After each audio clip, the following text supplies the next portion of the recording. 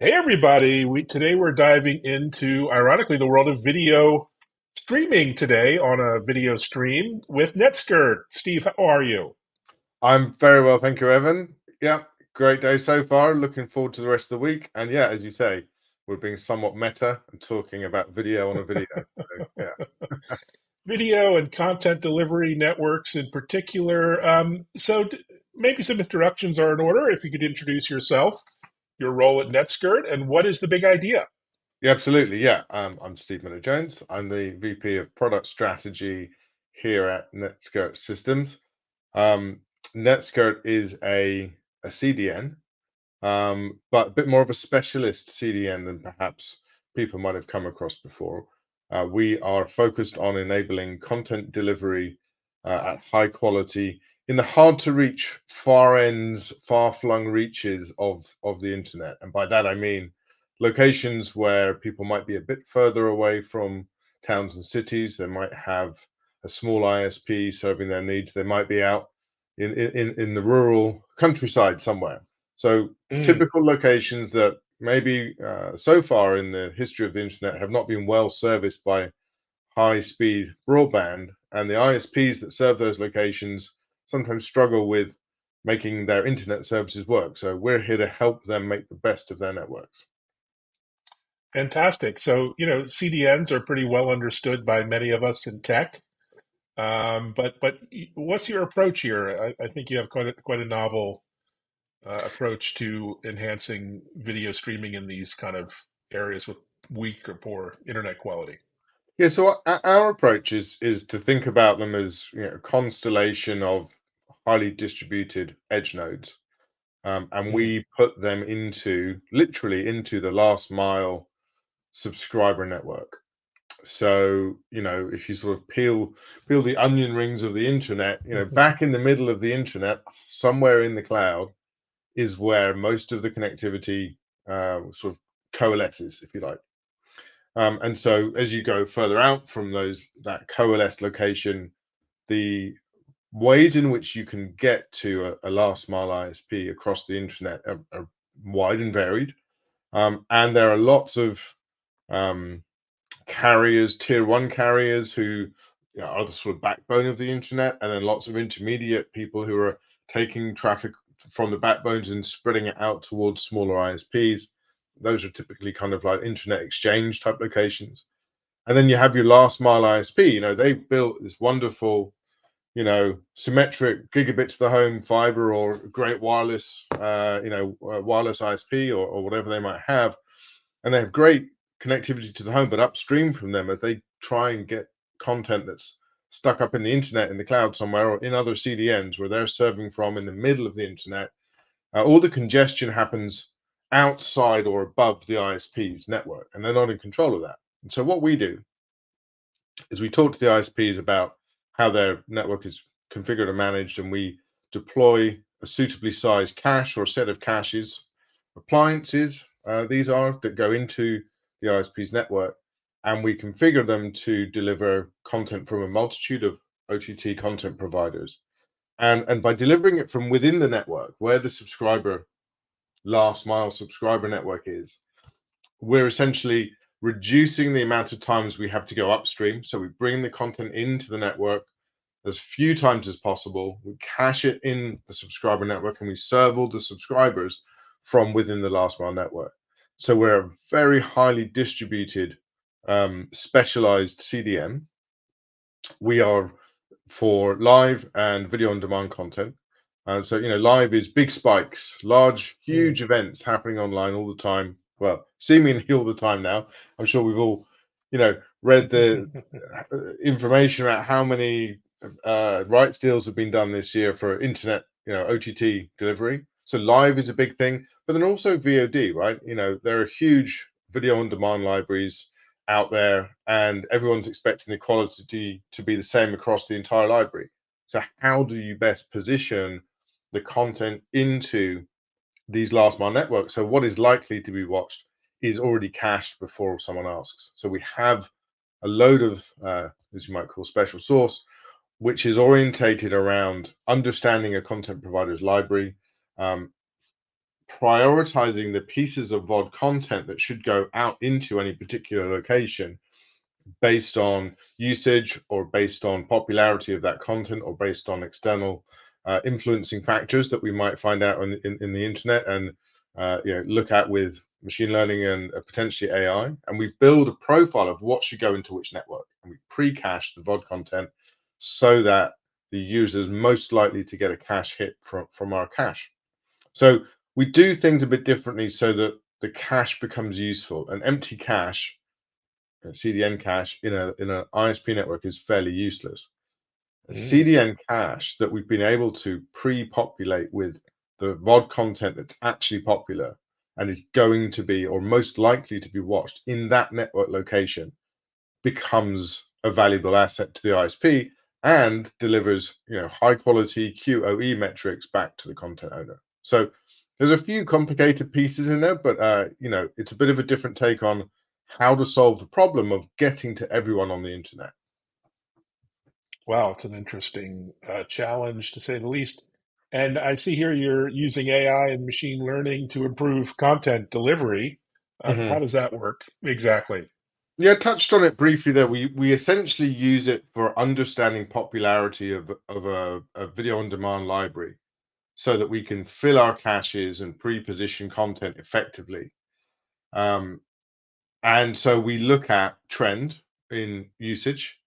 We also look at external data sources, including the content provider's own their apps, how they lay out their content, what the content looks like online, what we're getting out of ratings, rankings, what you might find being talked about online, and consuming a broad set of data um, in order to understand. Well, we know that this piece of content is being positioned and promoted on the first page, like the top rail of your OTT library. Is it really popular? Right? Or should we just take the content provider's word for it that that's what's going to get watched? And so our AIML work is there to improve that scoring of content. So we build a stacked ranked set of prioritized content for pre-caching.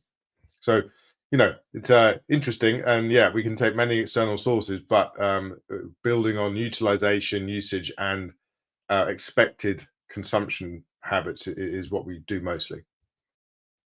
Interesting.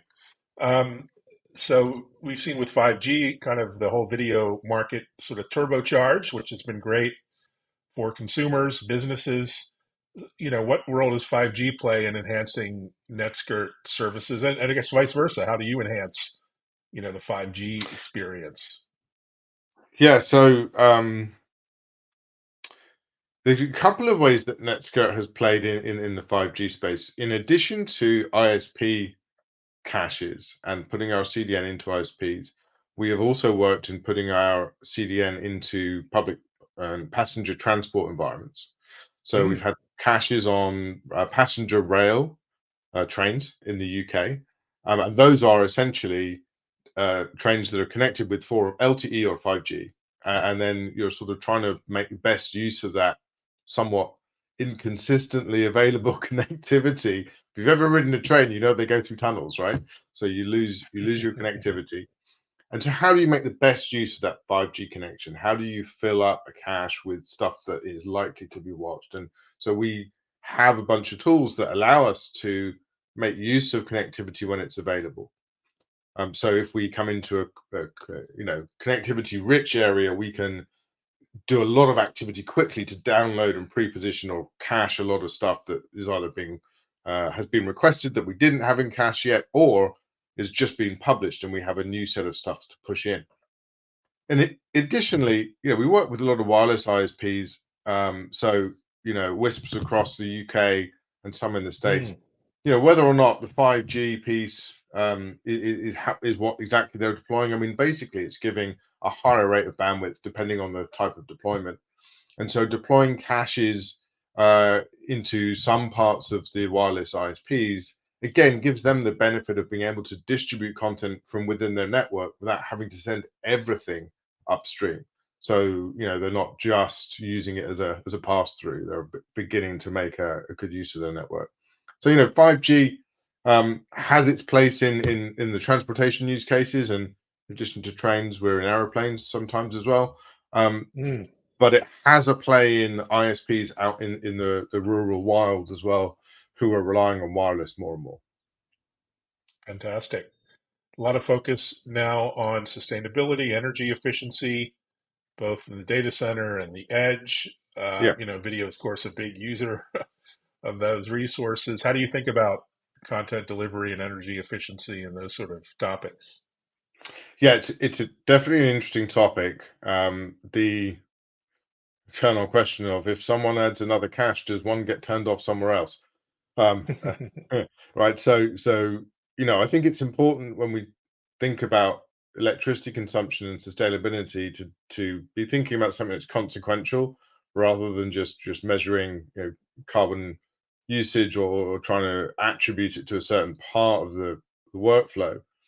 For us, with the ISP work that we're doing, we're providing a particular type of appliance.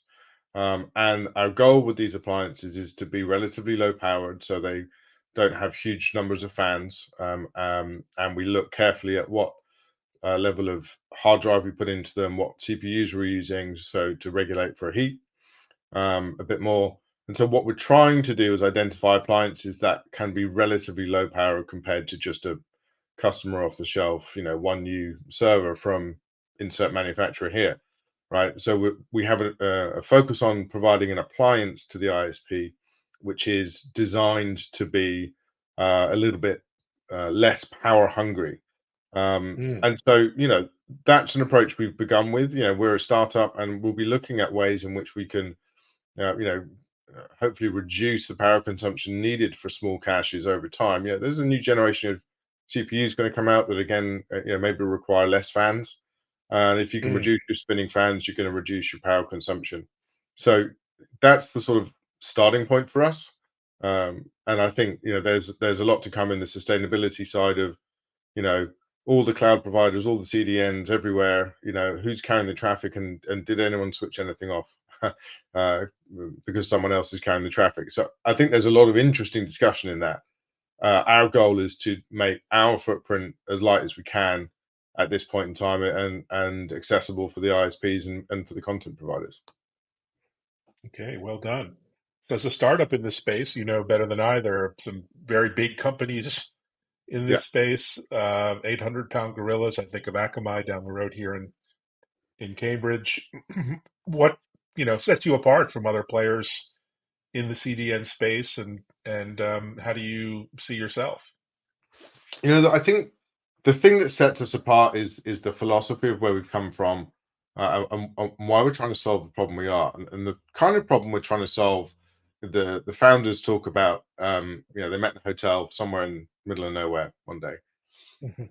and they were highly frustrated that they were not able to uh, watch what they wanted to watch in their hotel room using their own OTT accounts.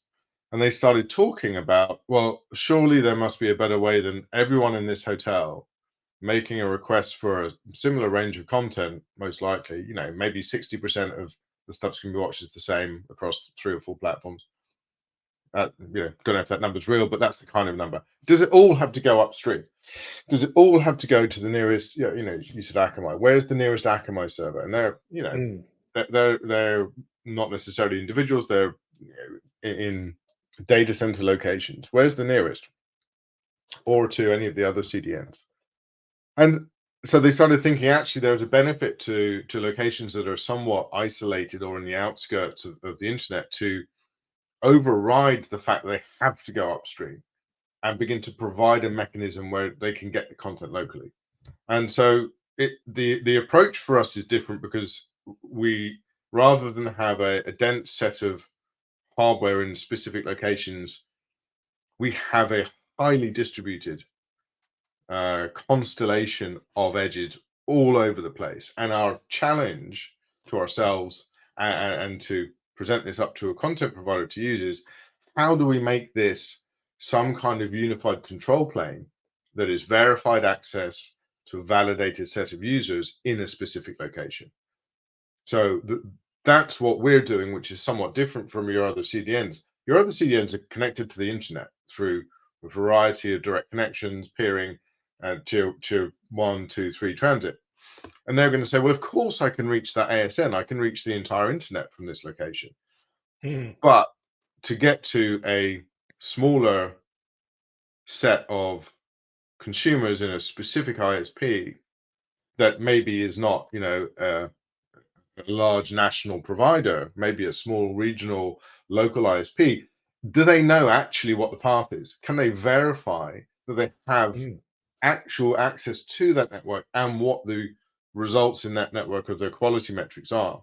And what we've found is that these smaller ISPs, they're all the sort of 20% and under population numbers, right? Like 80% of the CDN population is in big urban areas, right? So they get millions of people in New York City, okay, watching OTT all the time, and that is the majority of the QoE metrics for big CDN providers. Smaller ISP in upstate New York and Buffalo is going to be serving a much smaller set of people, right? And their metrics are just as important, but they're just much smaller, so they're statistically mm, insignificant to your normal CDN, and we make those people statistically significant. So we're mm, bringing what look like outliers in your data set for most content owners. We're bringing those into focus and saying these are your subscribers just as much as anyone else. Let's make sure they're getting what they expect and what you believe you can give them by, again, verifying and validating that we have access to that network, not just saying, of course we can reach it, we're on the internet, and not really mm. knowing what happens when I send the bits. We know what happens when we send the bits. Fantastic approach. The startup, what kind of partnerships are you building with ISPs or transport companies or others to serve these customers? Yeah, I mean, our partnerships over the years have been really important to us. We're partnered with a company called Thales for in-flight Mm, entertainment, in-flight communication. We've been partnered with a company called Bolden for some of the transport infrastructure mm, pieces as well. Um, we go directly and talk to ISPs across the USA, Canada, UK, Italy, and Brazil. And so we work in some of the ISP associations, the Whisper group in the States, mm. Yeah. expanding that to try and make sure that we can tell the story that we believe has value for the ISP and the content owner to them, but also that we're listening to what they need, right? Because it's always a two-way conversation. The Mm, ISPs have got a range of different architectures that they deploy with, and they have slightly different needs to each other. And we've adapted our product to fit different types of network deployments. And then the content owners themselves, the OTT platforms that we all subscribe to, know and love well. They are huge partners for us. They are concerned with ensuring everybody gets their content. They all have particular ways of deploying their services. The KPIs might be very similar, but they all have nuances in how their services work. And so we take part in industry groups like the SVTA, the Streaming Video Technology Alliance, mm. as well. And so we sort of keep ourselves across the active bodies in the internet environment that are trying to solve for how should we best do this, and we're trying to keep ourselves across the groups who are our ISP customers who are actually saying this is what we need for our networks to be successful. So it's a good combination of content one hand and access to subscribers in the other hand, and how do you best put them together? Fantastic approach. So what's up for the rest of the year? Any plans for new industries, new regions, markets? What's on your mind for the remainder of the year? Yes, we've got pretty busy season happening now. So stateside, it's the new NFL season, and so that's busy for us. There's some excitement around hockey as well for us this year, which is going to be cool. So we're busy making sure the capacity is in the right places. We've begun to deploy into UK and into Italy, and we're looking at how best to deploy to ISPs in Brazil. So that keeps us busy with different environments for different languages, and people behave and operate in slightly different ways, and the value chains are slightly different in different places. I'm off to IBC this week, so I'm heading out Mm, to the great city of Amsterdam for IBC. which is the culmination of lots of content owners, content providers, platforms, fast channels, all of the technology you can have ever imagined is needed for end-to-end video delivery. So that's going to be super cool. And there's a SVTA membership meeting as well in Antwerp next week. We'll be going to that. And then we're doing a few other things over the end of the year with the ISP conferences, and then we'll be looking towards NAB in the States early next year from a conference perspective as well. But got our heads down. We're trying to ensure that we're delivering a good service for our content partners, and so the most important thing is that, of course, every day that the quality metrics flow in the right direction. Well, on that note, a mic drop moment. We'll say farewell. Thanks so much for the insight and the sharing your vision and mission. And it's an important one. Really great work. And thanks for joining. No problem, Evan. It's been an absolute pleasure. Thank you very much. Thank you. And thanks, everyone.